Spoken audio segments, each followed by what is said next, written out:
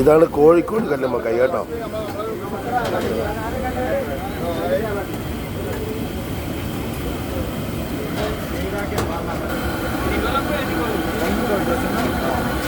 ഇത് കോഴിക്കോട് കല്ലുമ്മക്കായ് അപ്പം.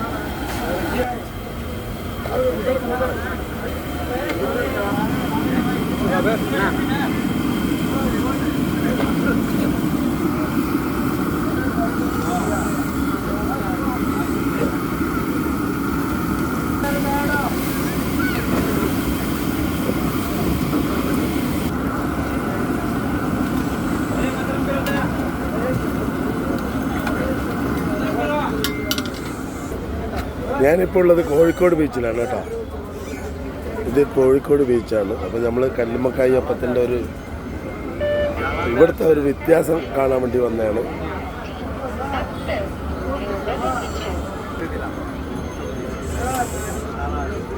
ഇത് കോഴിക്കോട് ബീച്ചാണ്. ഇതൊക്കെ ഇവിടുത്തെ കടകളാണ്. എല്ലാം ടീ ഷോപ്പ്, ജ്യൂസ്, അങ്ങനെയുള്ള പല കടകളുമുണ്ട്.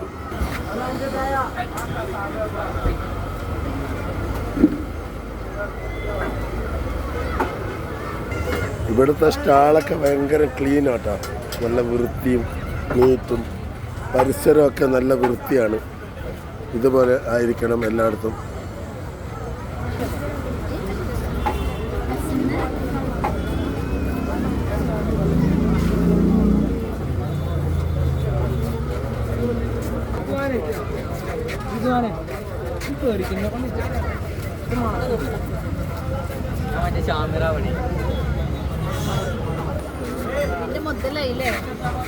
ഇത് സാധാരണ ദിവസമുള്ള ഒരു ബീച്ചിലെ തിരക്കാണ്.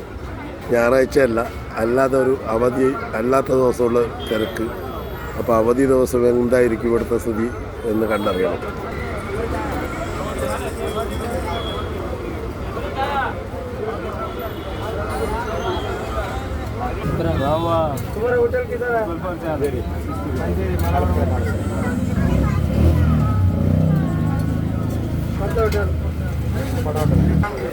ഇതൊക്കെ ജ്യൂസ് കട, ഫ്രൂട്ട്സ് കട. ഇതിൻ്റെയൊക്കെ ക്ലീനിങ് നോക്കണം. ഇതെല്ലാം പരിസരമാണ്. ഭക്ഷണം ഉണ്ടാക്കുന്ന സ്ഥലവും പരിസരവും അതിൻ്റെ കിച്ചനൊക്കെ കണ്ട വളരെ ക്ലീനിങ് ആയിട്ട്.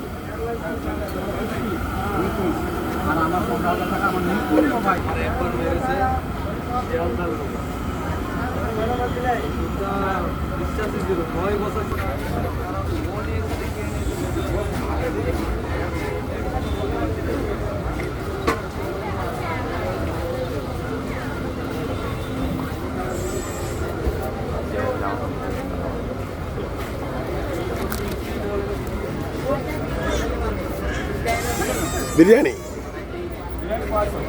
എത്ര? ബിരിയാണിക്ക്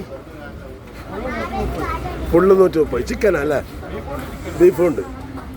ഉപ്പിലിട്ടതാണ്, ഉപ്പിലിട്ടത്.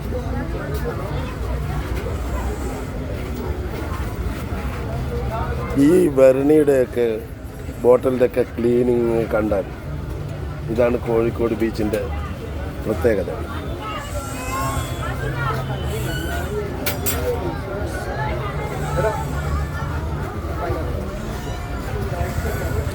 അപ്പോൾ നിങ്ങൾ കണ്ടില്ലേ, അതാണ് ഈ ഓരോ കച്ചവടത്തിനും വൃത്തിയും നീറ്റുമുണ്ടെങ്കിൽ മാത്രമാണ് ഇവിടുത്തെ തിരക്ക് കൂടുക.